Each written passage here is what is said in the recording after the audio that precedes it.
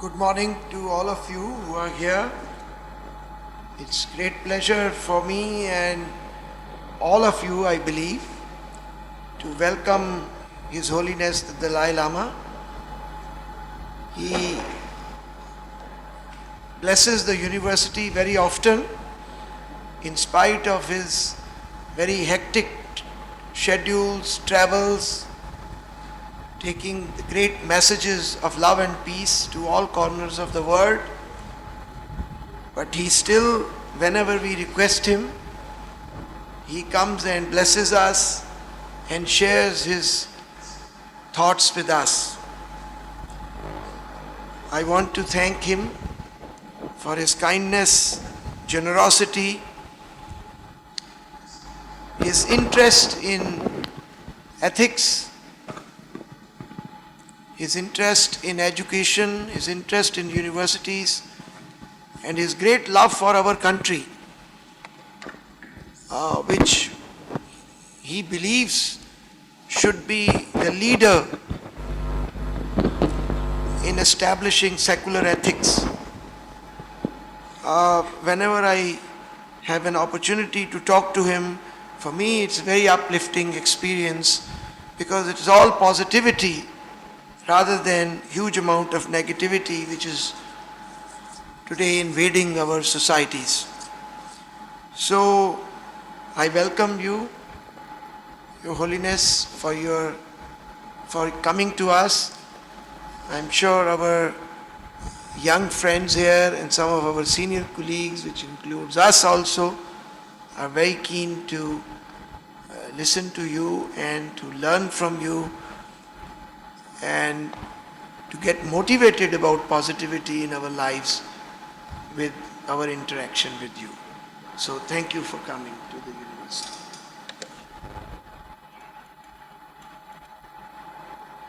I would now ask you to conduct this as per your wishes and as you think it is proper.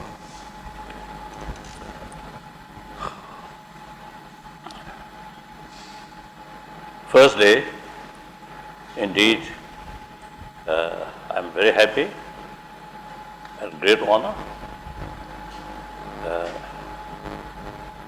to participate our meeting. I just express I prefer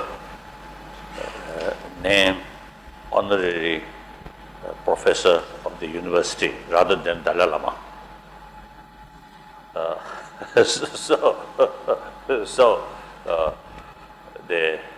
Now I'm talking to you in the name of Professor, but reality, hopeless professor. Firstly, those sufficient time to concentrate those subjects which supposed to talk. No homework, no sort of proper preparation. Secondly, of course, I'm lazy. So, they say, prefer sleep rather than serious homework, right?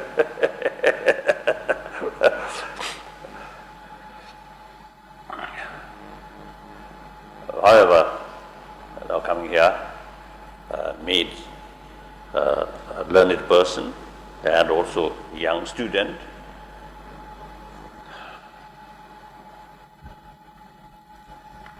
Particularly young student, you mainly belongs this century, 21st century.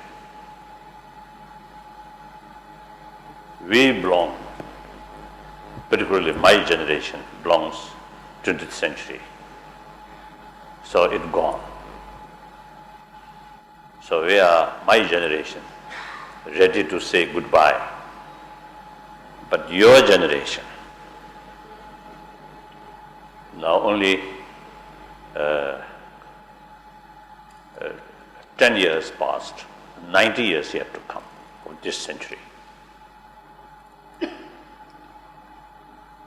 So I always pray and wish and also telling people 20th century become century of bloodshed.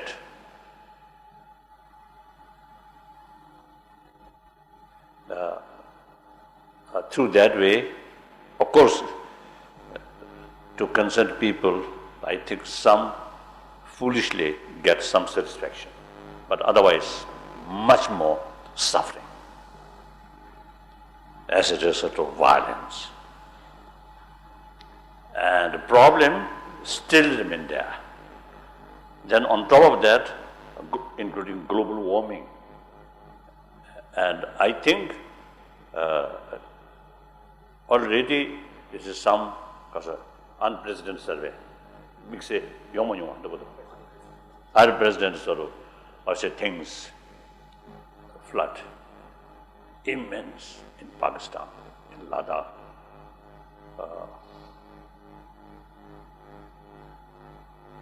And of course, other part of the world, a lot of fire. So this, I think we already now witness, you see,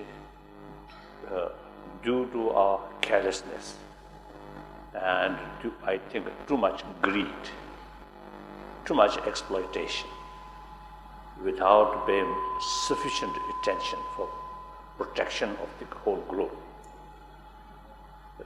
So these are, I think, a result of our thinking in 20th century. Now you, generation who belongs to 21st century, take experience which we are now facing as a result of past negligence or mistake. Now we must build this century, more peaceful century, and peace not come through prayer, but peace must, we human beings must create peace. Logically, violence, war created by human being. So the other side, peace also we must create. So peace does not mean no longer problem. Problem will remain. So long we human beings remain, problem, disagreement always remain. Then what we should do is, whenever we face some problems, we must find solution, peaceful solution or solution through dialogue. So usually I describe this 21st century now should be century of dialogue. So you belongs now that generation. So indeed I am very happy and great honor to interact with you. So of course the authority to arrange this sort of meeting. Thank you very much. Thank you.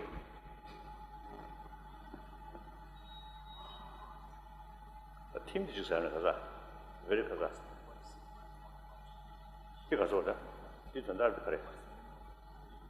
What is the meaning of life? I don't know.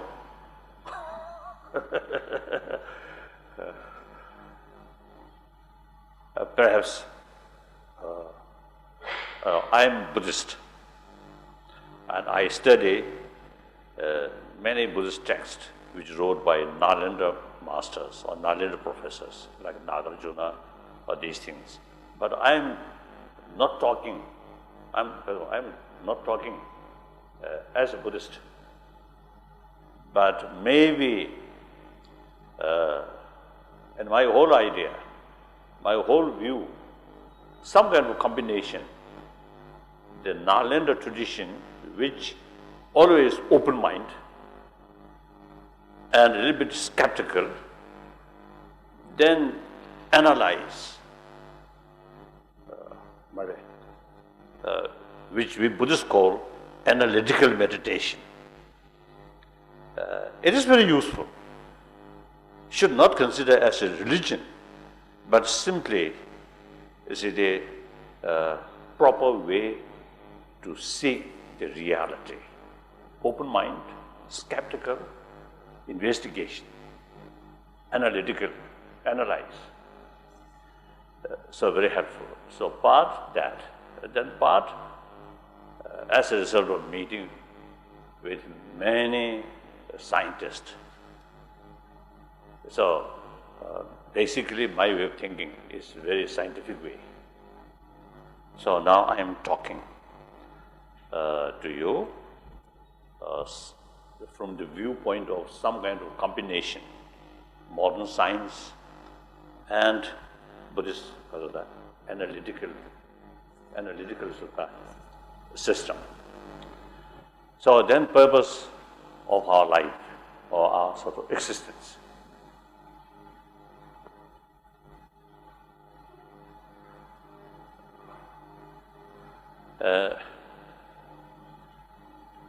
All things which have life, including rocks, stones, of course much longer period, but there is life. So every sort of living thing, they, by nature, they have the right to exist, to survive. Then those phenomena which have life, but no consciousness, no cognitive power, no feeling, pain and pleasure. That's one category. Another category, living thing, who have life, but also they have the experience of pains and pleasure. One time my discussion with late Verala, Francis Verala, his sort of definition, right? Living being,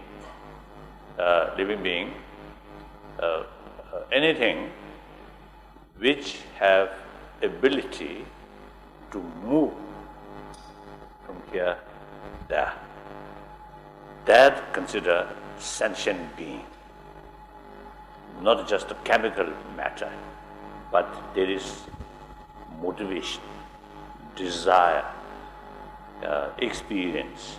So the thing, like he mentioned, the smallest living being is amoeba.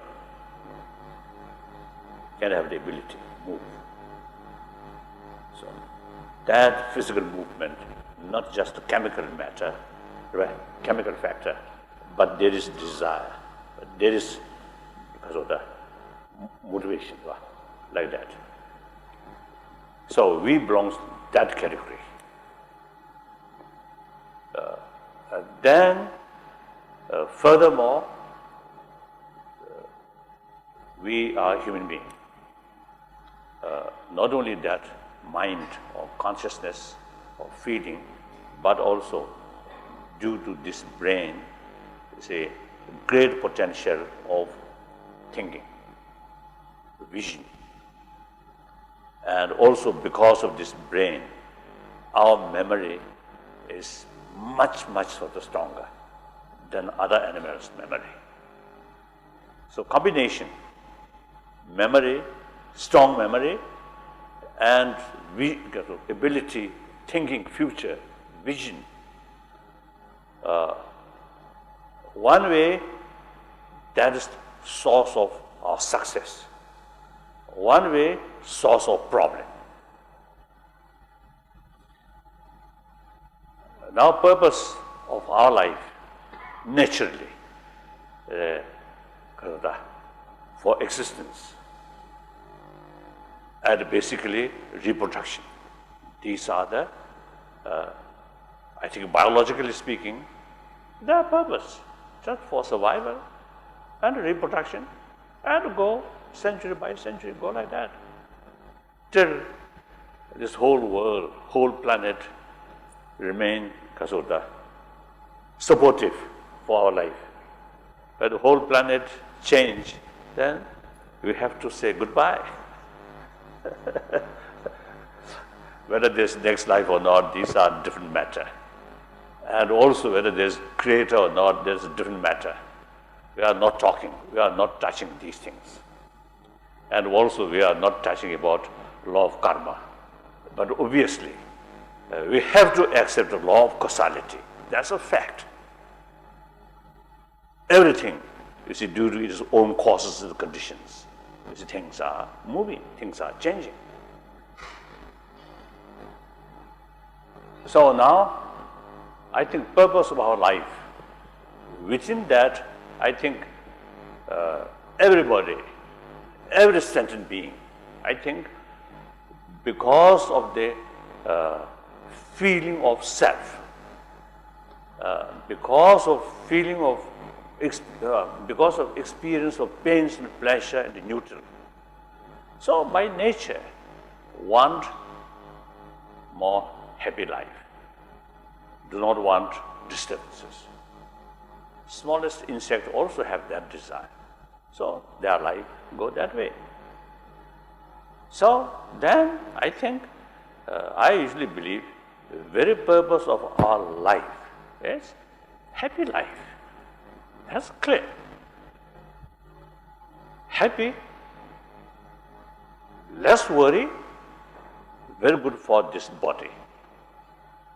Too much worry, too much anxiety, very bad for this body.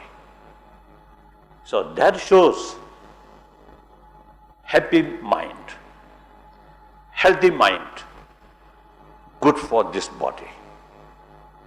Constant fear, anger, hatred, according to some scientists, actually eating our immune system. So this very body meant for happy life. So usually I believe that the very purpose of our life is happy life, happiness, joyfulness, satisfaction. So I think since sort of species of mammal we call human being, and since this size of brain eventually develop, I think this desire, happy life, and accordingly moving. Thousands rather, I think several millenniums, you know, several millenniums, go like that. So with that desire, concept of religion also come. Because in our life, sometimes we are facing some problems which we cannot control beyond our capacity. Right? Then, in order to keep hope, faith, come. Or there are something which is more powerful than us. So pray and put hope. So that faith develops. Very reason we want happiness. When we facing desperate situation, you see, our intelligence create or find something to believe. Go like that way. And then modern technology, science, also like that. We want so happy life. We do not want these sufferings. So we seek to reality, and science develop. And technology comes. So here I want to tell you, I think perhaps around 3,000 years, you see, we develop faith, religion. So we pray, our hope much based on hope. Our hope sort of based on what's the some mysterious things. Sometimes I jokingly telling my Indian friend, you see, in order to get more money, pray to Ganesh. And me too. Whenever I saw a Ganesh statue, I always touch Ganesh's stomach, big stomach. So suppose give some money.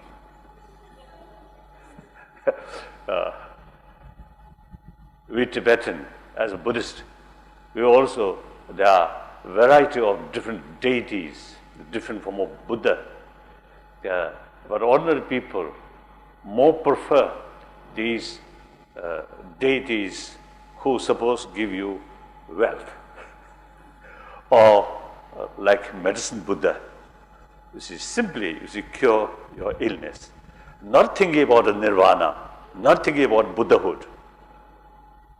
So I think one clear indication, sometimes we consider these little deities which give us wealth, health, healthy, these consider more important, more intimate, rare, rather than Buddha. When we saw Buddha statue, oh, Buddham Shanam Gacchami, that's all. When Ganesh come, oh, really, some incense rare, some flower, and because it's deep inside, our desire is just for this life. Then last about 200 years, science developed, and with that technology developed. All our wish immediately materialized, not like prayer.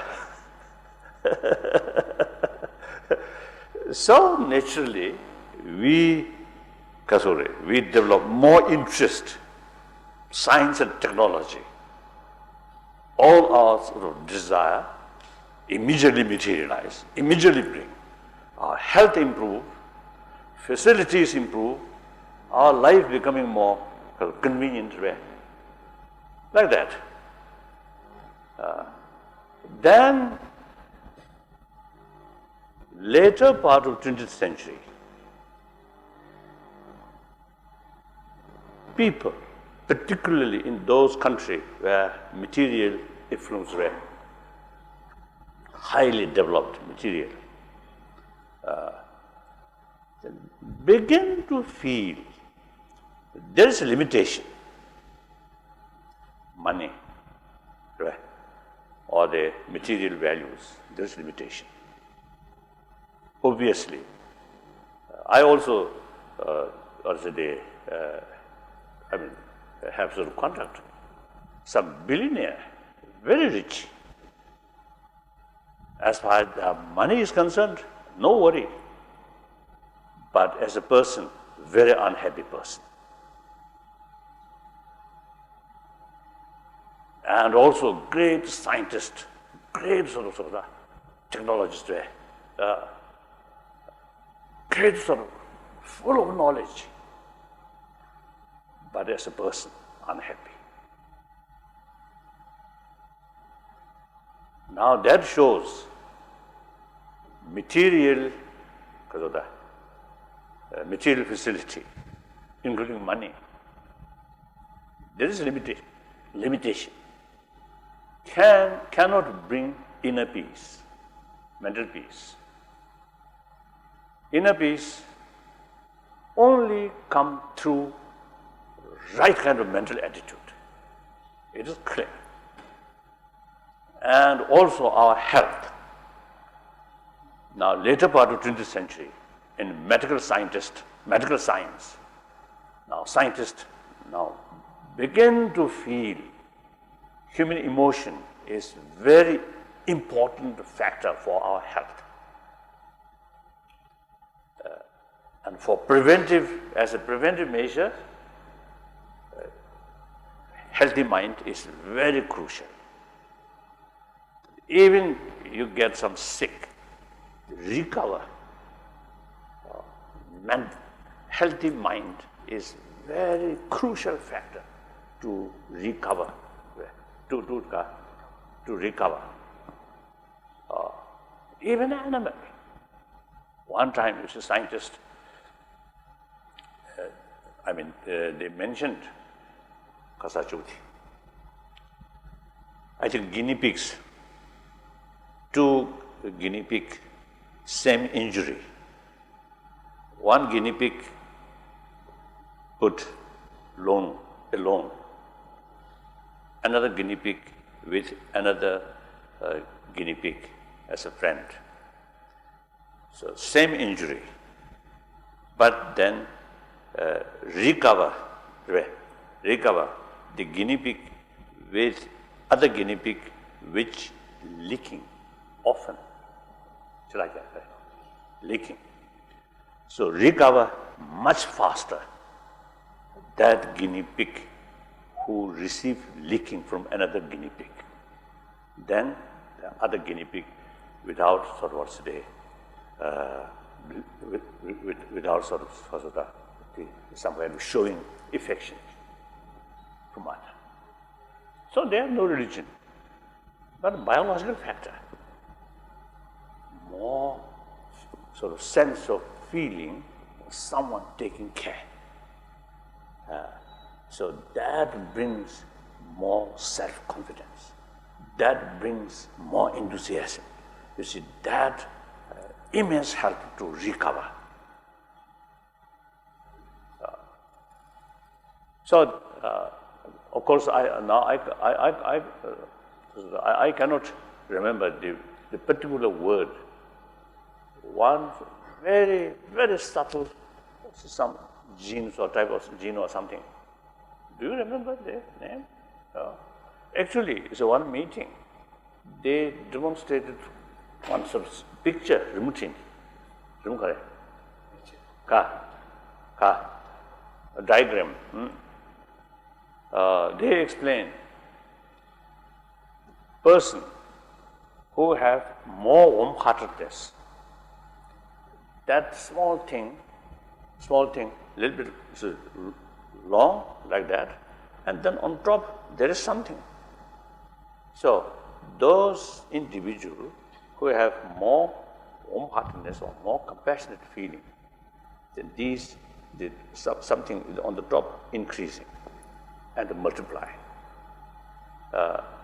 Then person who often feel fear, hatred, that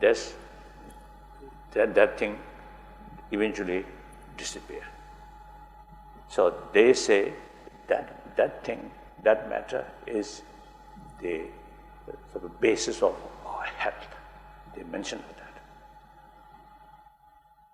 So these scientists, not religious minded, they are not talking about next life or heaven. Simply how to build healthy body. So now these people clearly sort of demonstrated peace of mind as very good, very important factor for our health. So everybody is taking care about our health. So it is not sufficient just to build one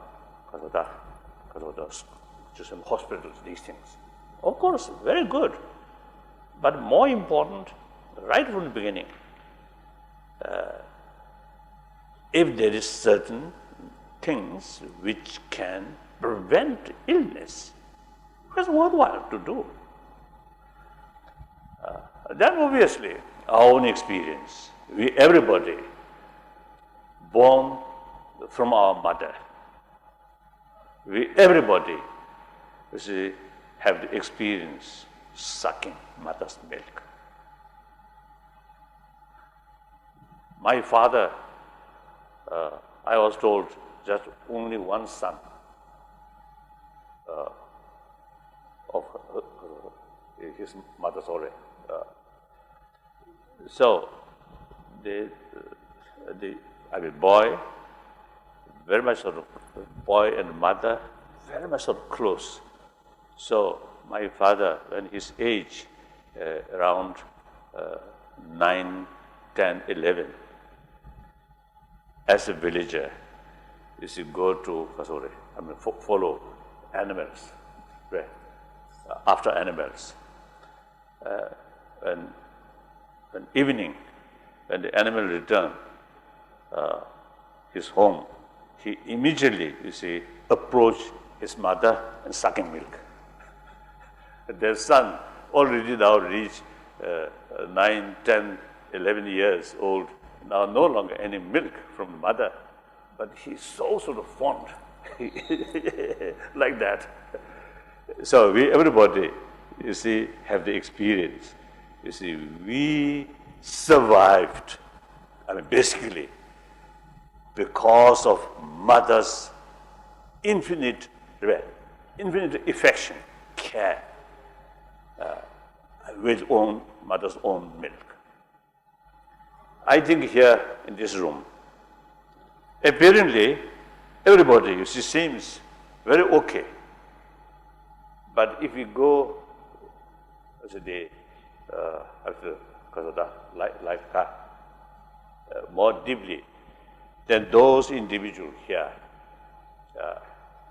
who received maximum affection at the time of our young age, deep inside, much healthier, emotional level, much healthier, more self-confidence, much less fear. That those individuals, here may be professors or chancellor, including myself and Dalai Lama, at the time, young age, lacking mother's affection, or even without mother's milk, just the cow milk or some other milk. I think deep inside, less sort of self-confidence because of experience at that moment, you constant fear, loneliness. So that, because of the traces, remain whole life. So that's our common experience.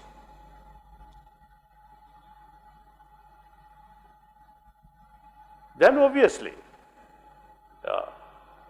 I think every student, I think if you watch those students who always smile, always playful, and remain truthful, honest, these students much happier, no matter what their social background or wealthier family or not.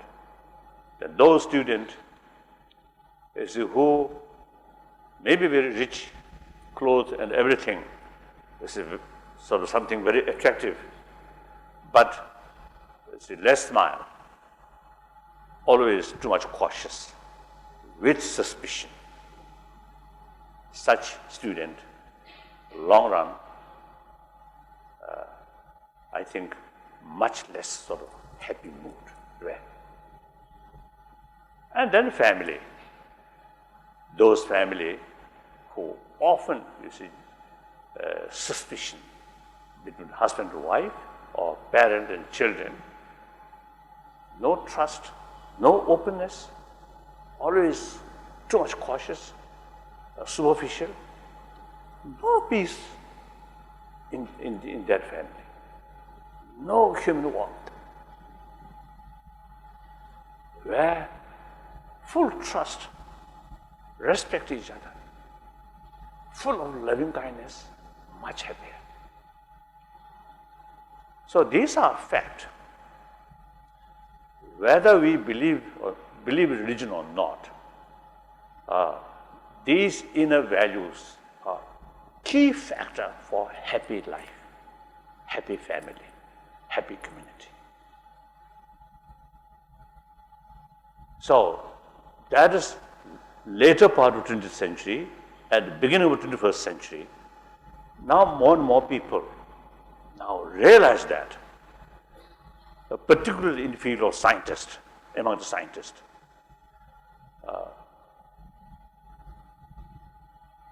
And in, I think, the 70s and the 80s, among the businessmen, sorry, seems to see much less talk about value of compassion. Now later, 90s and 2000, how more and more among the businessmen or richer family also now showing the value of inner peace or the peaceful mind.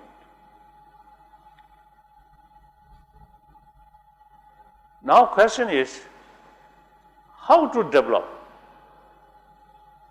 how to bring inner peace? Through prayer. Large number of people actually non-believer.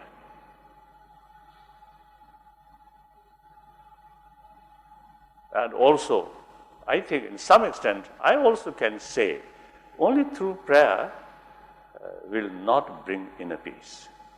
Temporary maybe. So as I mentioned earlier, last 2,000-3,000 years, everybody pray very seriously. I think this year, a few months ago, a partner, the chief minister, Bihar government, constructed one Buddhist temple and some Buddhist relic from different Buddhist countries put there. So one one function. The then chief minister expressed, due to Buddha's blessing, his state, Bihar state, will flourish. Then my turn talk. Of course, I know chief minister, so I express, if due to Buddha's blessing, Bihar state flourishing, then Bihar state must flourish much earlier, because the Buddha's blessing always there. But then I told, Buddha's blessing very powerful, but depend on chief minister's hand. So previous chief minister, I think Buddha's blessing must be there, but failed to bring because of the adequate development. The only new administration come, these development come. So looks, you see, the active human being, till active human being come, the higher being's blessing remain dormant. So everything depends on we human being, ourselves.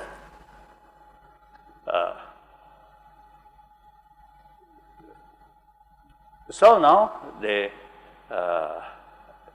way to promote. So you see, some people, you see, may feel now 1,000 years. You see, we totally believe or rely on religious faith, but faith. So now today also, unless we something moving ourselves, it's difficult to expect. So those then, and various religious institutions, the influence to the society is limited.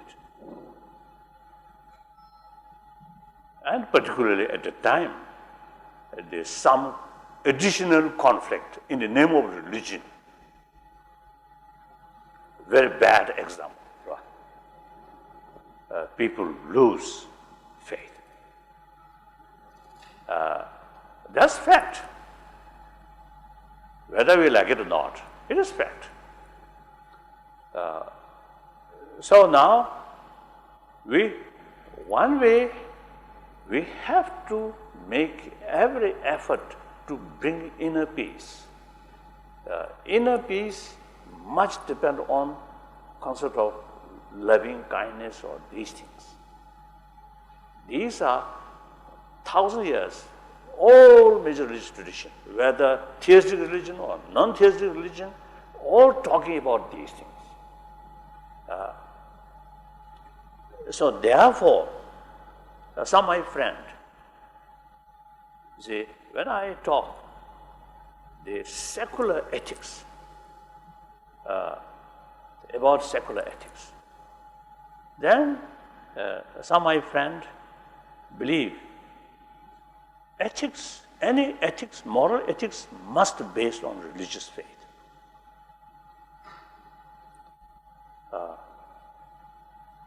If that's the case, then difficult. Unless you accept religion, there is no way to increase or promote ethics. No. There must be. Now here, I think the way promoting these moral ethics or loving kindness, these things, it seems to me three ways. Number one, theistic religion, concept of God, creator. One way promoting these values. Like Christianity or Islam, Judaism, and some Hinduism, also they ultimately accept creator. So you see, so single-pointed faith towards creator.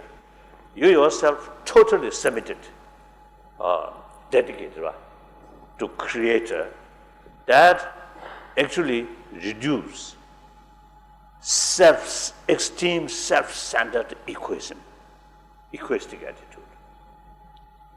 Whereas Buddhism emphasizes selflessness idea, that reduce self-centered egoistic sort of attitude.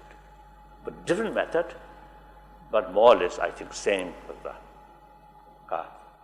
same purpose, like that. So that's one way. Then of course, they all sort of religious tradition, theistic religion, they all describe Buddha or God, infinite love, infinite compassion. Nobody say God is full of anger. Nobody say that. Always say God is infinite love, or sort of say like that. So that means any person who sincerely believes God, and he or she must follow the God's way. That's practice of love, compassion, forgiveness, these things. And then second way, no idea of creator, but law of causality, such as Buddhism, Jainism, no creator. As far as Buddhism is concerned, for the very basis or very purpose of the Four Noble Truths shows no absolute creator, but due to law of causality. Suffering and cause of suffering, permanent happiness and source of path of that.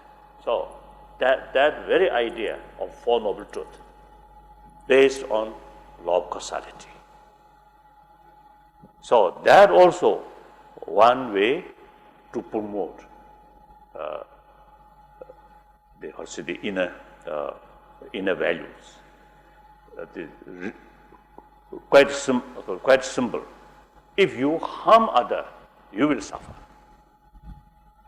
If you help other, if you bring happiness on other, you get benefit. There's a law of causality, karma, law of karma. So that's one way, promotion of inner values.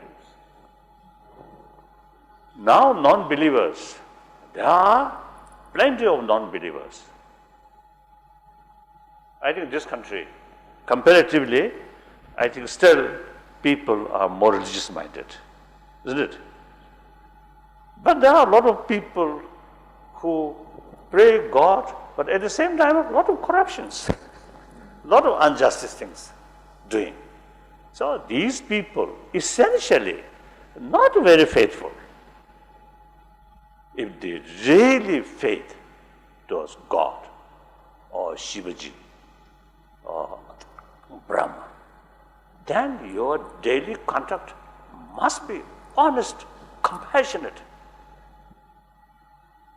But these cases, their faith, their practice only in the temple or only in the front of the Ganesh or front of Shiva Lingam, not outside.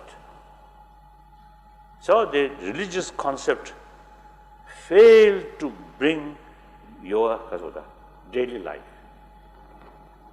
So essentially these people also, among Tibetans also, you see, Buddham Shanam Gacchami, or I mean the Buddhists also and Tibetan also, you see, Buddham Shanam Gacchami, Dhammam Shanam Gacchami, Sangha Gacchami, in real life,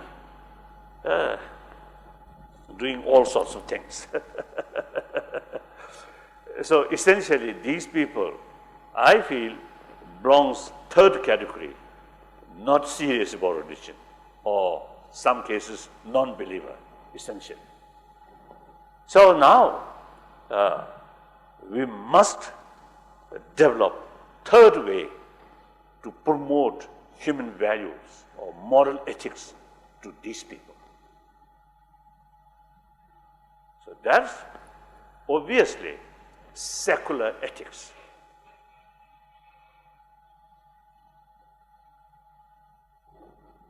The other day, when I met Irvani ji, he mentioned to me one of the reasons India, this country, very successful about democracy, is 1,000 years in this country, this tradition.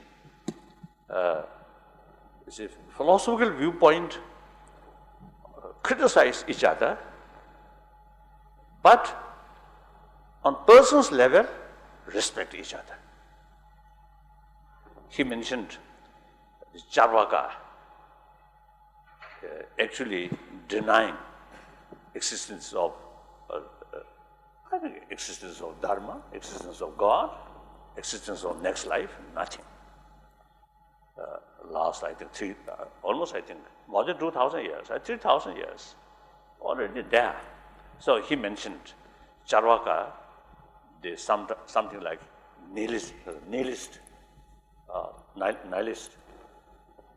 So rest of school of thought criticize about that view, but refer these people, rishi, so sage, sage. So that means respect these people. A philosophical viewpoint, criticize, argue. As a person who holding that view, respect. So, ancient time, these are non-believer, Charvaka. So, in India, the tradition, respect non-believer. So, in modern time, non-believer, we must respect.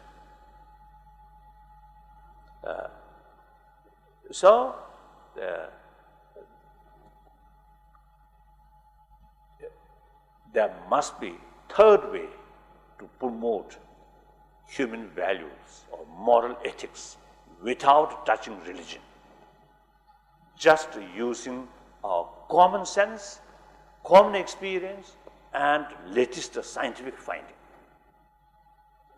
Now here, before coming here, I just express, now I noticed in America, and also in Canada, and also Japan, but in many places, when we seriously discuss about the social problem, and particularly among the younger generation, like Japan, now materially highly developed, their living standard very high.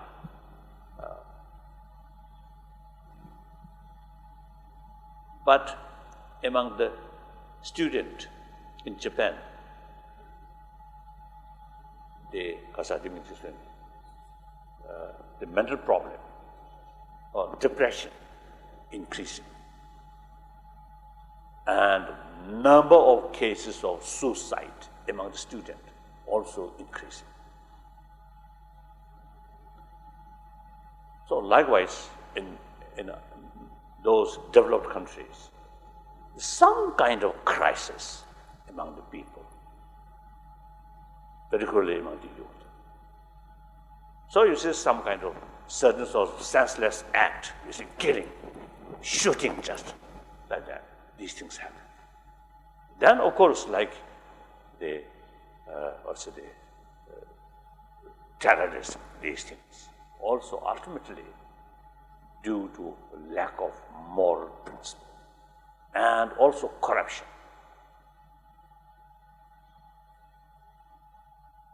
Nowadays, you see newspaper, you see mentioned about the Commonwealth game, something wrong there. So these clearly sign of lacking moral principle. Without moral principle, self-discipline will not come. Without self-discipline, whenever opportunity comes, then wrongdoings, you see, easily happen, like that. So therefore, now we really need some effort to promote these values through a secular way. When we think about that, India is the really appropriate place. Your constitution also based on secularism. And secular is common here. I often, you see, receive negative attitude from my Muslim friend as well as some sort of Christian friend. When I talk about a secular, then they say, oh, secularism means rejection of religion, disrespect to religion. Then I sort of explaining to my friend, according to India, secularism, not at all disrespect to religion, but respect all religion. And no preference, this religion or that religion. And also according to Advani's sort of explanation, the India, 1,000 years, respect non-believer also. So therefore, although like Canada, Quebec, last year,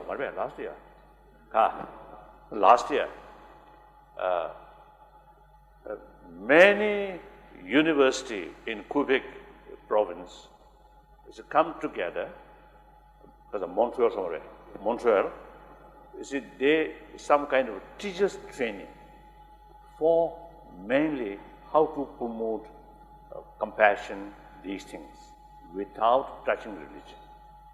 Previously, in that province, you see, they very much emphasis about Catholicism, about Christian. But then, you see, now you see some change. In school, not necessarily teach religion, but they try to find the secular way.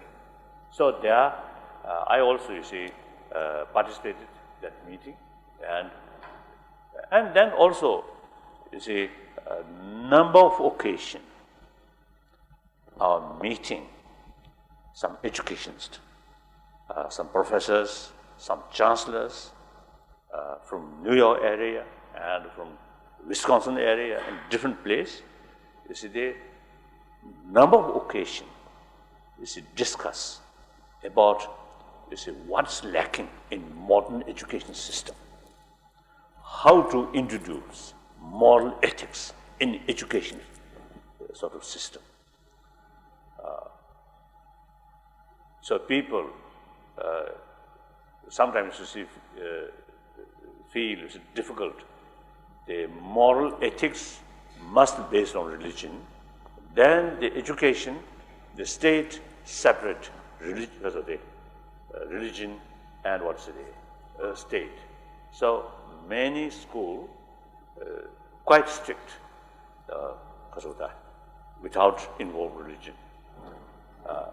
So that problem, you see, happen. So therefore, you see, the secular way to promote these values is something now very fit. So that Now some scientists and also some educationists actually, you see, carrying some program, research, and some work, how to introduce in modern school curriculum these moral ethics from kindergarten up to university level. So now in this respect, I think India really appropriate sort of what's a place to think more and discuss and more research. And then eventually, I think one or two schools, let them carry these new sort of what's a day, additional lesson about some form of meditation or training of mind.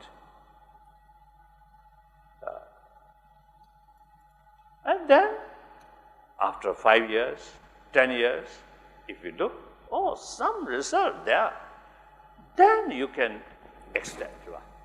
Expand. Some my scientist friend, you see, they carry some sort of project, small scale, as an experiment. This is people, student or people, you see, carry some 2-3 weeks sort of what's the training of mind, including mindfulness, like that. Before they start these sort of experiment, check blood pressure, the amount of stress, all these things. Then after 2-3 weeks, again is a test. They found significant change. Blood pressure reduced, stress also much reduced, the person becoming much more calm, like that. So such things, you see, we can implement, we can carry as an experiment. Not necessary to rush, right? Some small sort of project and carry some experiment. Then if something really worthwhile, then we can carry a more larger scale, like that. So that I want to share with you. And then some discussions. I really want to more serious discussion. And if you have some sort of critical commentary, comments, critical, most welcome. If I defeat by your sort of what's the reason, I will accept. That's a Nalanda tradition, isn't it? Lot of argument with respect. And this is very wonderful, wonderful. So that's all. Thank you.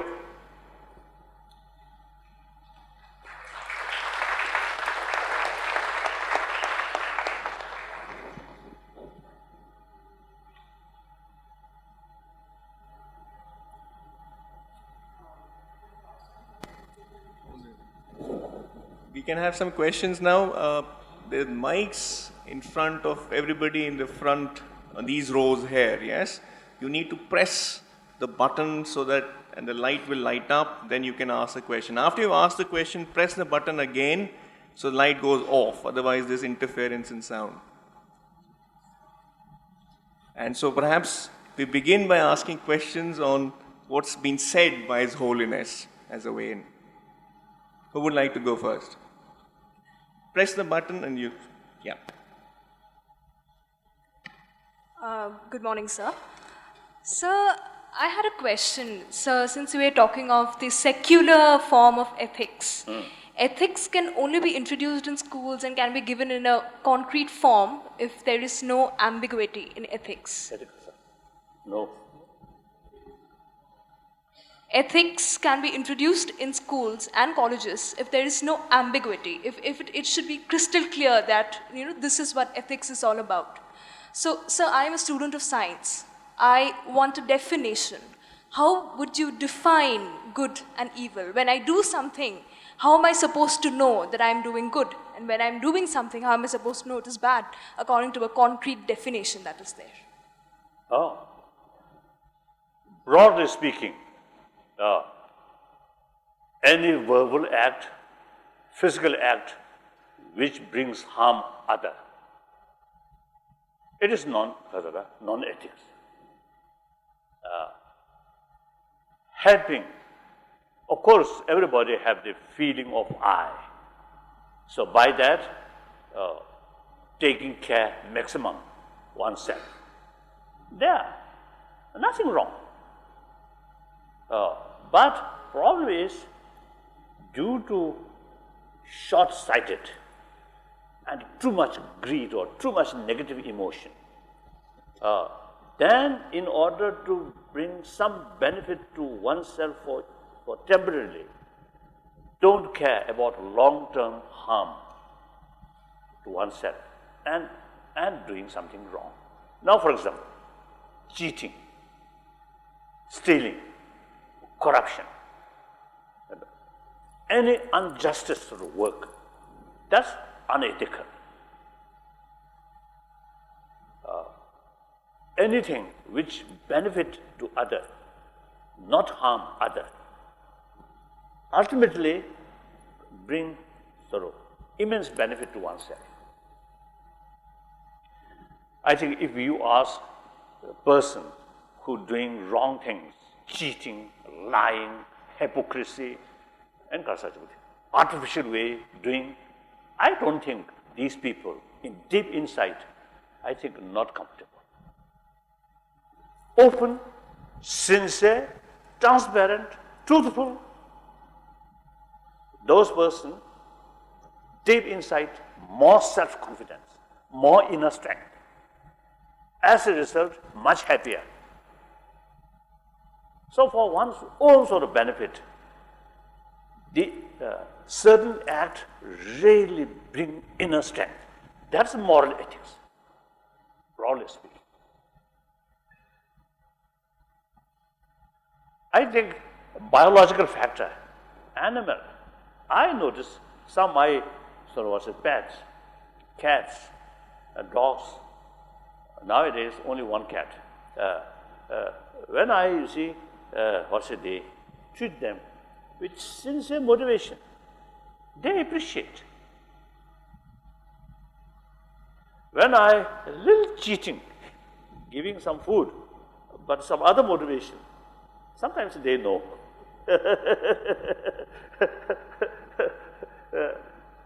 So these are the moral thing. Even animal have some extent the ability of judging like that. So one thing I often half joke telling one occasion in Oxford, in front of great professors, old professors, I asked one question. And mammals, what size of brain have the ability to show appreciation? Reason, mosquito, when my mood okay, and also provided no danger of malaria, then I give some blood to some mosquito. But they enjoy sucking my blood. No sign of appreciation. So I asked the other animal like cat, dogs, if you nice, sincerely pat or sincerely give something, they appreciate, isn't it? So what size of brain have the ability to recognize others' good action? So no answer. So still I have no answer.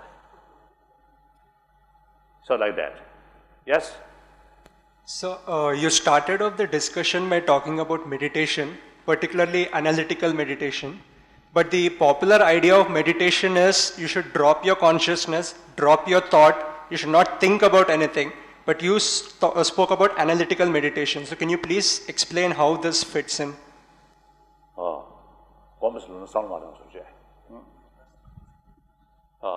Meditation, concentration, Sanskrit. I think meditation may be, I think in the English word, meditation may be refer both vipassana and samadhi. So vipassana, analytical meditation. Samadhi, single-pointed meditation, not investigate. Of course, many other sort of form of meditation. In Hinduism and also Buddhism, there are a variety of different meditation. So usually you see people, as you mentioned, meditation means something fully rest, not using our sort of brain, not stopping brain. So one little story. When Bihar Chief Minister, you see, sent some officials invite me in order to invite me to carry the invitation. Then they mentioned their sort of plan, construction. So they originally only meditation center. Then I suggested the Buddhist meditation. In order to carry Buddhist meditation, you should know what is the purpose of the meditation, what is the motivation of the meditation, and what is the actual conduct of meditation. Without knowing this, then just build one building for meditation center, and I jokingly told them, oh, then maybe some people from Bombay, from Bangalore, whose life very busy, and then come to Patna and spend a few days just rest in the form of meditation. Exactly as you mentioned, thoughtlessness, and remain like robot. What use? So therefore, beside the meditation room or meditation block, you must have classroom and with books about Buddhism.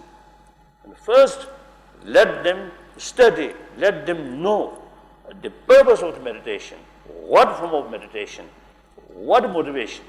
Then spend some time in the meditation room. Then that's appropriate. I just jokingly telling them, fortunately they listened my suggestion. So eventually, when I visited there, they already 2 blocks, meditation block and study block, like that. So it is wrong. People get impression. Meditation, simply close your eye and then a bit like that, just to relax. That's not kasuda, not sort of serious sort of meditation, no. According to my own little experience, the analytical meditation really brings clear idea, and that brings new conviction, new awareness, new insight, right? That really impacts our destructive emotion. Just short moment, close eye, even in front of Buddha, just close eye and pray. Not much effect on your destructive emotion. So, as far as Buddhism is concerned, the very purpose of Buddhism is transform our emotion, destructive emotion, reduce, eventually eliminate. For that, only thing is increase positive emotion. Like you see in the room, too much heat, then coolness must increase. Then the heat reduce. That's the only way. Never materialize prayer or visualize you are in the eyes. Will not help. You must do something. Air temperature, cold temperature increase, heat reduce. Similarly, emotion, although no physical, no color, no kazoda.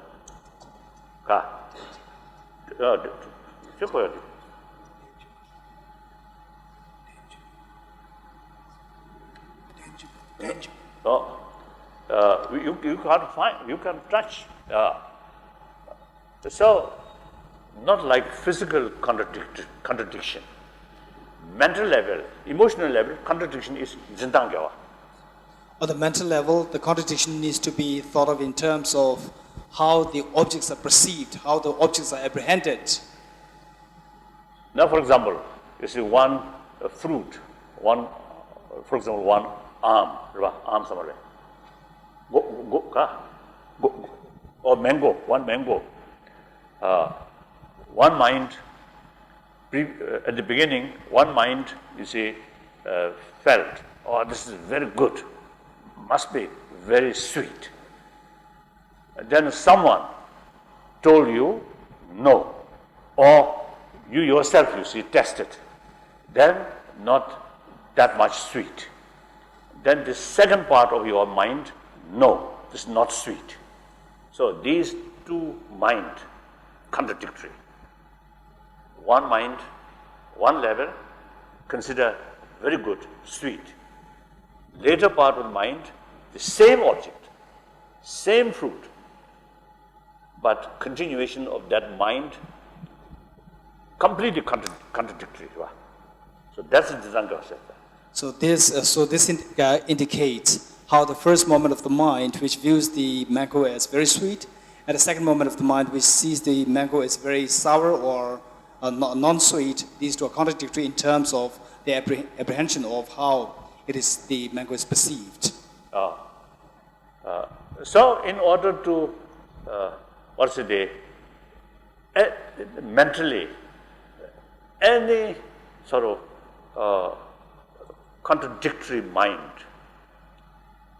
the mind which have valid basis always can increase. The mind or emotion which no sound basis, no matter how forceful or temporary, it cannot remain. So now, loving kindness, compassion, sound basis, scientifically, religiously, philosophically, more sort of familiarized, more alive in your mind, you get benefit. Opposite, strong anger, hatred, very strong, but no proper basis. If you think long term, if you think more holistic, you will find that strong anger is based on ignorance. All these destructive emotion, no proper base, because that's now Buddhist way. All destructive emotion based on ignorance. Now, for example, may I go further? Oh, now I can stop. Thank you. It's very good. I think very good. You should know the meditation is not that simple. Analytical meditation is much effective, much better. Yes, now. Your Holiness, I seek blessings for a friend of mine who could not make it here, Nihal.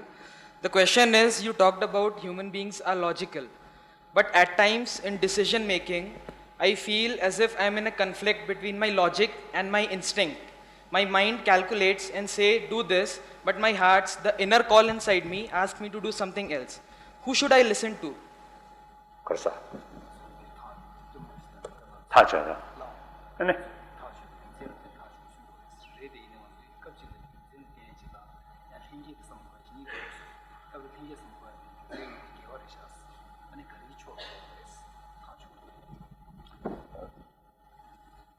So, yes, there are sort of human actions without a reason, just as a touch here and put here, like that, and physically feel thirst, I want to. This, without analytical meditation. If you analyze analytical meditation, put here, silly.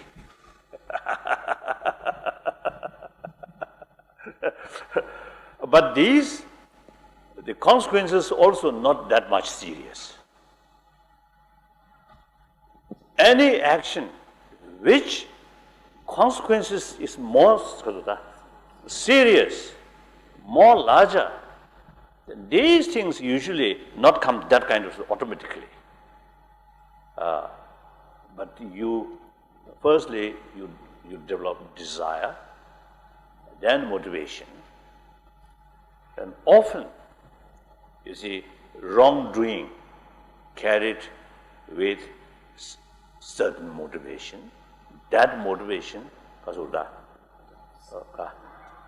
drives by desire, one-sided desire, short-sighted.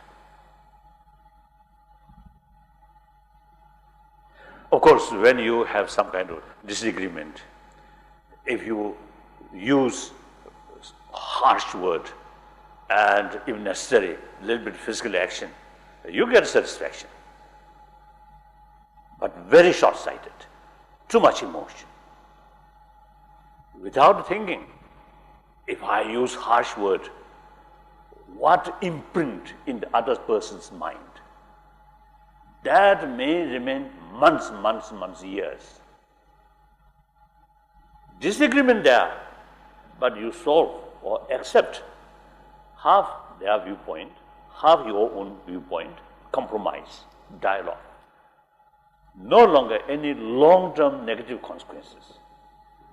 Like that. Immediate, spontaneous emotion, most cases negative, short-sighted. The thinking, analyze, then certain motivation. This motivation is valid basis. Strong motivation about concern of others' well-being. Strong sort of compassionate feeling. Through training, you see, these then at reach certain level, it become emotion. But with solid basis. Through training, not come automatically or spontaneous. Anger, hatred, these basically come from spontaneous. So here, I think according ancient Indian sort of literature, they detailed explanation about chit or mind. Then within mind, there are different level of mind. And Buddhism also, a lot of information. So that's why, as far as inner science is concerned, Western science, modern science, very limited, their knowledge. So last 30 years, more than 30 years, you see, as a result of our dialogue with modern scientists, now 30 years, interest among the scientists much increased.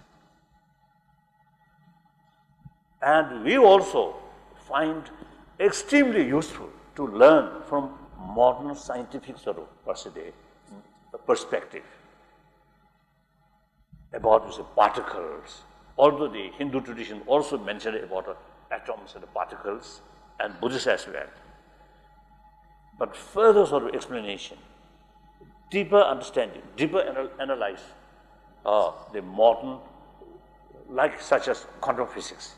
Essentially, very similar mathematical philosophical viewpoint and quantum physics, very similar. Many similarities, like that. So, we have plenty of sort of resources about mind. So, with these ancient literature and scientific sort of research, through research of brain or genes, through that way, they pinpoint, because the pinpoint is always, they calculate about emotion, like that. I often, you see, teasing some of these scientists, because they say, they found the certain part of the brain, I can't remember the name, when we suffering oneself, overwhelming suffering at some place, one place, no, not in the middle, I think somewhere, you see, some part of the brain more active. The same area, when we develop serious sort of concern about others' well-being, same place, the activate, same place. So I jokingly told them, oh, then in that case, our brain is so foolish. The motivation level, one, the mental level, one, you see, very much out of concern about others' well-being. So at that moment, mental level, full of self-confidence, full strength, and on that basis, you see, taking serious care about others' well-being. Other, just overwhelming your own suffering, pain, so because of the hopelessness, helplessness, some kind of loss. The other one, full of strength, taking care, being sort of concerned about others' well-being. So mental level, vast differences, but physical reaction, brain level, same area. So poor brain, no ability to distinction. Well, what's the mental level? Then jokingly, you see, often you see telling people, now one our own common experience, when we overjoy, sometimes tear come, isn't it? Sometimes too much pain, again you see tear come. But poor eye, no ability to distinction. So if I quite sort of smart, then tear come out of overjoy, then tear must come this side. Or too much out of pain, tear come then this side. Then I have some ability to distinction. That's not the case.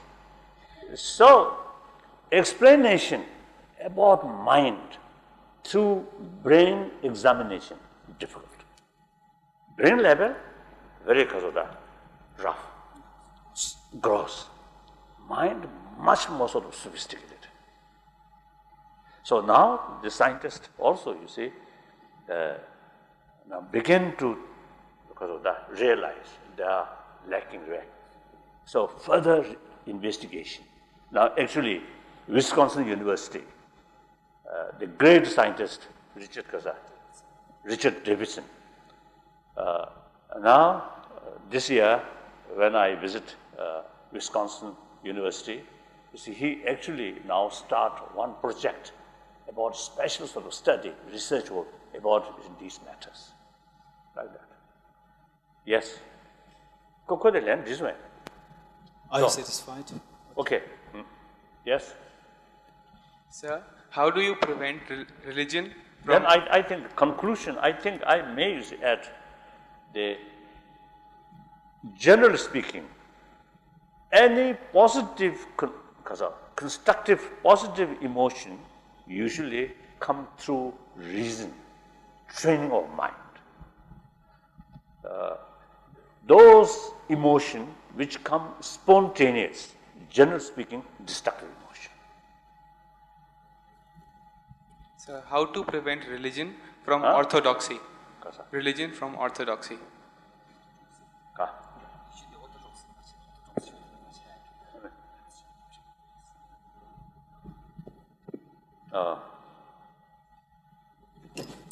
I think as far as my own religion is concerned, that's of course Buddhism in general, particularly Nalanda tradition.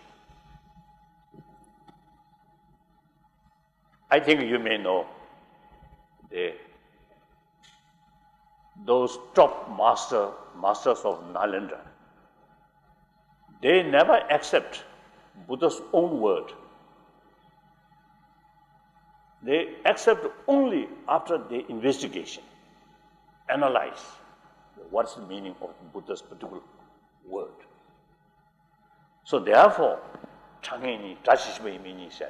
it is on this basis that even the teachings of the Buddha, they are divided into two categories. One which is interpretable, and the other which is definitive, which can be accepted on a face value, on the other which needs to be interpreted.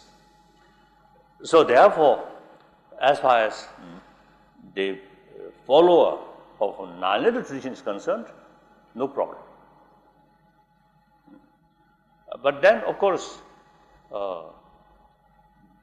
different, like even within Buddhism, you see, some tradition, of course, totally relying on Buddha's word or tradition. Let's let them carry their own way.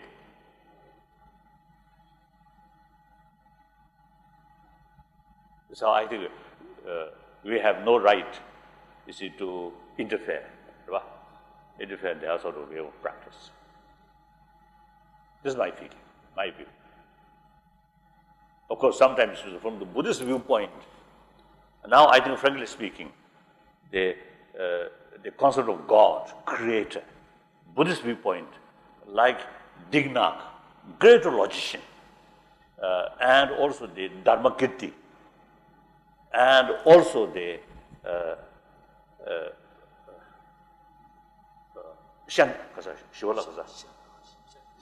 Shantadeva, you see, in their writing, they made clear contradictions about that concept. So I know that, but I always respect the concept of creator because it benefits to millions of people. So really worthwhile to respect. So, like that, you see, some cases, some traditions, this 1,000-year-old tradition, some cases may not be a little bit because of that, relevant to today's world, but that's just beyond our sort of what's the day, beyond our because of that. So we cannot really judge. Yes. We cannot really judge on the basis of their appearance. So the better to keep it as it is. Sir, good afternoon, sir. Sir, I would like to. Where you go? Oh, yes. Oh. Sir, I would like to know that normally in our lives, pleasure are our driving forces. Like we are driven by pleasure. Like watching movie gives me a pleasure. Going out with friends give me pleasure. So, how to differentiate between the pleasure and real happiness?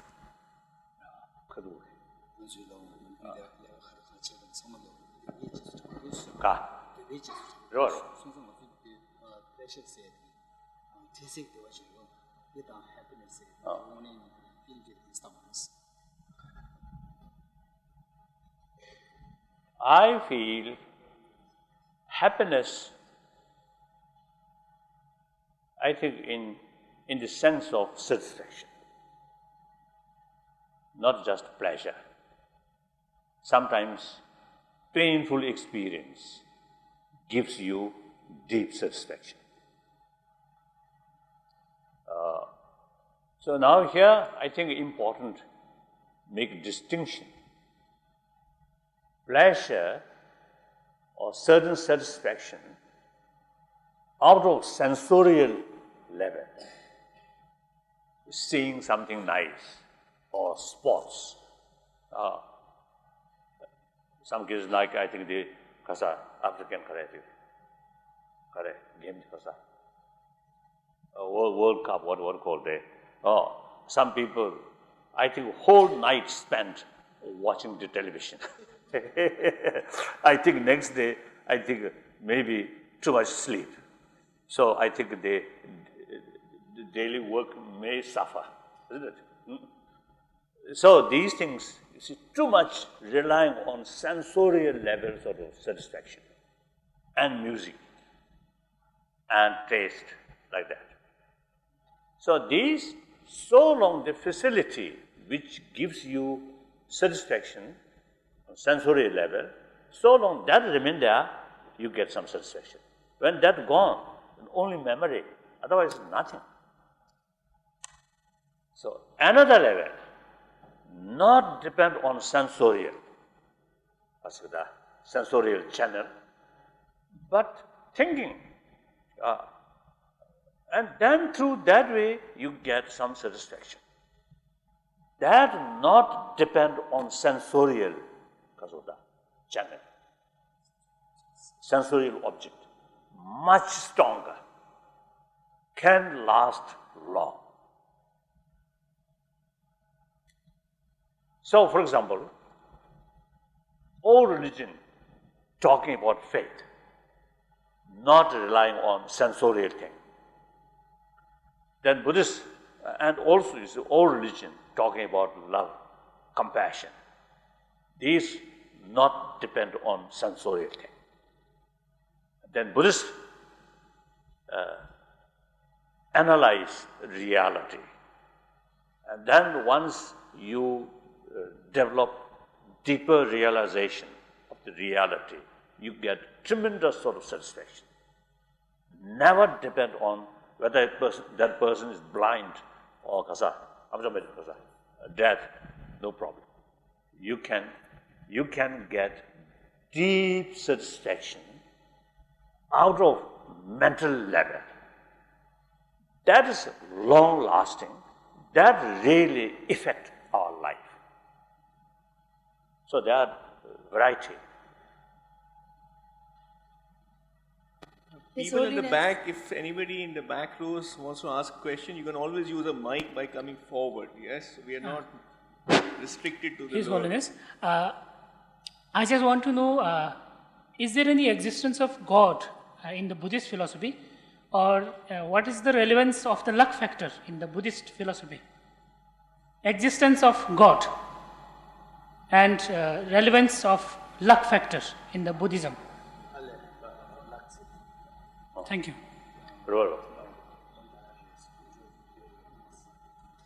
Luck. Now, as I mentioned earlier, theistic religion, non-theistic religion. According non-theistic, lucky or unlucky related with law of causality. And within the law of causality, the law of karma also involved. The result level, any sort of result in mental level, pains and pleasure, in that causes action must involve, previous action must involve. The action means karma, karma means action. Then other thing, like climate change, there may be some karmic link, but generally just nature because of process of law of causality.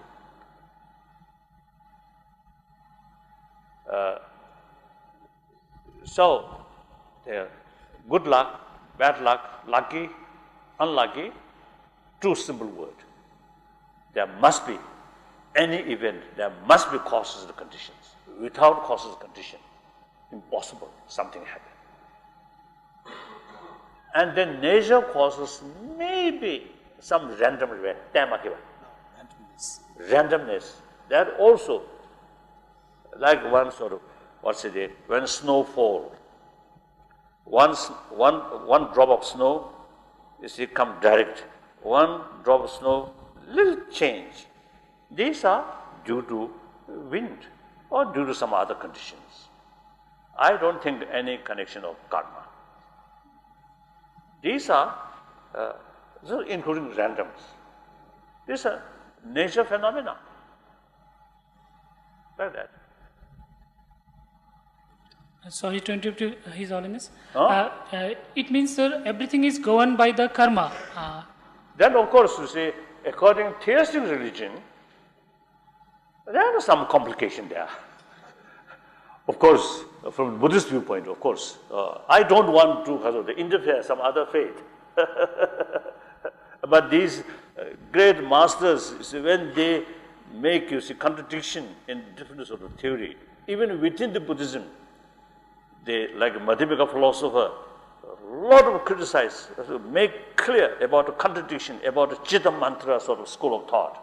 This is within Buddhism, within Mahayana. And also, you see, they make clear all the contradiction about Sautantic school of thought and Vibhashik school of thought. So then beyond Buddhism, they also, you see, make point, you see, contradictions. So then, so there are, everything created by God, isn't it? I think now we human beings, 6 billion human beings, I think a lot of problems we are facing. Whether these things created by God or not, or God give us graciously, choice, right? Freedom of choice, right? Free will. So, that is beyond my capacity to say. Good morning, Your Holiness. My question is, since you mentioned earlier that people are running after wealth, we touch Ganesh's stomach for wealth, you talk the bad condition of Bihar and due to the politician. So, from Buddhist point of view, say, should such moral or ethical lesson be taught to students at school or politician at parliament or assembly? Causality.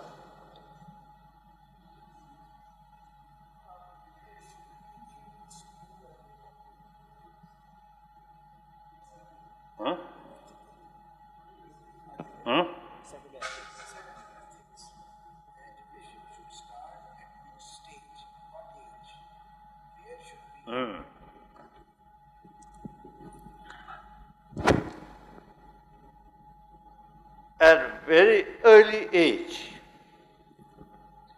I think basic human, the values, which is the basis of secular ethics. You see, these, I think, very young age, I think very fresh. Look, you see, children, very young age, you see, they may quarrel, but they do not keep hatred feeling or negative feeling. A short moment, like my own brother, elder brother, when we were, say, 5 years, 6 years old, we quite often quarrel. And at that time, you see, my weapon is my nail, like that. So some traces on my brother's face, you see, something that the blessing of 14th Dalai Lama. But, you see, within a few seconds, forget, play together. And the children don't care about the social background, whether high position or other. So long, play together. This is fine. So long, give smile. Okay. When we grown up, now, wisdom brings, when we met, what is their social background? If I do something, how much I get benefit? Everything calculate. Then foolishly, sadly, we don't care about warm-heartedness. But we do care about money, power, like that. So therefore, basically, when our basic human values still alive, I think not much sort of urgent, then that gradually, that beginning decline, then we need educate them. These basic values are very important for your daily life and for your whole life till your death. These basic human values are very necessary because our body, you see, come from that way. Therefore, in deep our blood, the sort of, the sense of appreciation of others, love and compassion, and the sense of concern by other. So, anyone who have ability to appreciate others' compassion, that person or that sentient being also have the capacity to show other affection. Like mother, child. Just after born, child, no idea about the mother, but simply biological factor, totally reliant. And so long mothers doesn't carry, child feel very happy, separate, unhappy. These are biological factors. So, mother's side provide maximum affection, the response from the child without any sort of logic, simply is a return. That's the way. So therefore, anyway, I think I may say our mind about corrupt, about start corrupt, become corrupt. Then we need effort to keep these basic values. So in any way, as I can mention this before, from kindergarten up to university level, I think some part of their lesson, I think, must include about the how to be well-being. His Holiness. You think His Holiness. His Holiness. You Okay, think this is the last question. Will Your Holiness, whom would you like? His Holiness. Yes. Why a pure love, like love with mother, creates an emotional baggage after a time, and how to get emotional independent? I mean, Prasad. Moro. Moro.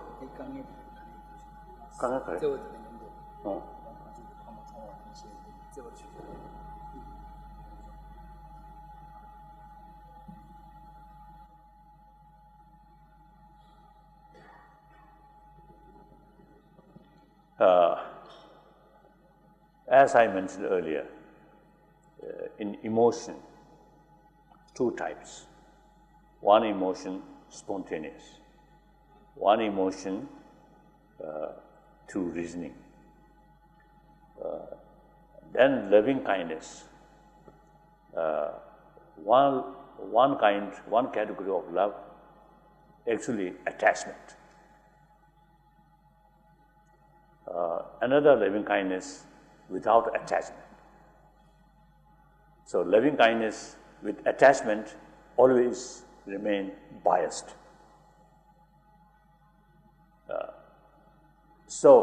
The loving kindness without attachment is unbiased. That comes only through training, only through reason. So the more biased, attachment nature of love, always, you see, they bring kasota, chisanda, even you see hatred, love, attachment, and easily bring hatred, anger. Like wife and husband. Too much attachment, even slightest sort of cause, develop suspicion, hatred. Genuine loving kindness, with respect, much stable. So I think it is true, my own parent, of course my father passed away, then I too young, not much feeling, experience. Then my mother passed away, not much worry. And particularly my tutor, when he passed away, I really felt very sad. At that time, I have the feeling, till he alive, I can lean to a solid rock. When he passed away, that no longer there. But then think to myself, now what best thing is, I have to carry the wishes of, the tutor, and like mother, also like that. If I remain too much worry, full of worry, that if that late person still some way to know, then more worry. In spite of that tragedy, you remain fresh, full of enthusiasm, then carry the late person's sort of wish, carry. Then that person, if there is way to know, much happier. So that's the proper way. And then also, the 8th century, I think 8th century, one Indian master, Deva, you see, he mentioned, when you suffer, some sort of suffering happen, then analyze about that nature. If there is way to overcome that suffering through your effort, then no need worry. Make effort with full confidence. If there is no way to overcome that, then better to accept. Too much worry is additional problem, additional suffering. So no use too much too much worry, like that. So I think use our intelligence when we face some problem. And our attitude should be realistic attitude, as Shantadeva says. If something we can do it, we can do to reduce or to overcome, then don't worry, make effort. There's Tibetan saying, 9 times failure, 9 times effort. And then, if there is no way to overcome, then don't worry too much. Fact is fact. So, I think realistic attitude, with help of reasoning, intelligence, emotion, with help of intelligence, then emotion also becoming more realistic. So that much benefit, much benefit, like that. Thank So you. one last question, No. please. We have His Holiness one last question. 2 full days. We'll all be back. There's an afternoon session, and a morning session tomorrow again. Yes, he's kindly consented to be here with us for a couple of days, which is quite unprecedented. So we thank him. I would like Vice Chancellor to say a few words, and then His Holiness will leave for a little rest and lunch. And all of you, please remain here in the room while he leaves. Without lunch. No, lunch will be They have That's lunch here. good. You also should They have get their some lunches here. So Then I think your brain may function better. If you remain hungry, then difficult. Thank you. Thank you, sir. Not much to say, just to say thank you for all your words of wisdom, and I'm sure there are many questions, there's a lot of curiosity, so we will be all back to listen to you. Very good. Thank you. I really appreciate all your questions. Very, quite serious, very good question. But if you put silly question, then I may lose my anger.